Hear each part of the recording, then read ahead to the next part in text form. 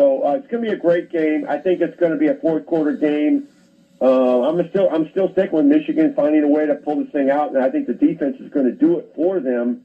But everybody's, I mean, Texas is a 7-point favorite coming into Michigan Stadium. They're going to have a huge fan base buying their way into it with all their money. This is also called the Arrogance Bowl. These two schools are very similar in a lot of ways, academically and just the way the arrogance aspect of their fan base. So it's a perfect matchup that should happen more often, and unfortunately will happen more often during the 12-team playoff era. Tom, I like you that much more now that you at least acknowledge that about this game coming up. No, I know. I'm well aware of that, and I have a lot of, it's like we call fellow alums of Michigan alumni. They call them Texas X's. Texas X. If you graduated from the school, it's kind of a different thing. But there's an incredible amount of arrogance comes out of that school. It's very active, it's a great school. Mm-hmm. I have a daughter who lives in Austin. It's a great town. And they hate Texas A&M, and A&M hates them, just like Michigan State. There's a lot of similarities in their setup and two great programs. And this is the first time in a long time that Michigan is playing a meaningful big-time game where you got college game day and big noon kickoff coming to Ann Arbor week 2. We got to go back to the Notre Dame era in the mid, 2000 teens.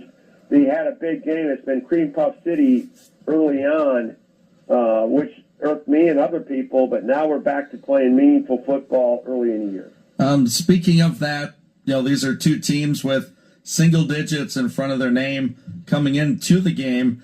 We've talked even in week 1. Is this team in the playoff because they won this game? Is this team not in the playoff because they lost this game? Does Texas, Michigan give that kind of vibe either way for either school? Well, I think what's huge for the conference. I mean, schools in the Big, everybody hates Michigan, so everybody wants Michigan to lose. But I'm telling you what, for the Big Ten, it'd be good for Michigan to win. It's just like USC beating LSU. Because, what in essence, you got 12 opportunities to get into the CFP, right? And you got the 4 Power 4 champions get the bye. So there's 8 others. Those 8 other at-large bids are going to probably come from 2 conferences, the SEC and the Big Ten. And, the Big Ten chances of getting 4 is pretty solid when you have big wins, Big Ten over SEC. So Big Ten is 1-0, got it done on Sunday night with USC. That was an impressive win over LSU. This is another opportunity. And, the winner of this game is not in, but, man, you talk about equity being built. That's going to be huge. I think Michigan is going to get in. If they're 10-2 at the end of the year, they are in the CFP, no question, and they might even get in at 9-3. And if Texas wins this game, they're looking really good, too. Tom, give us your score of the game. Score of the game.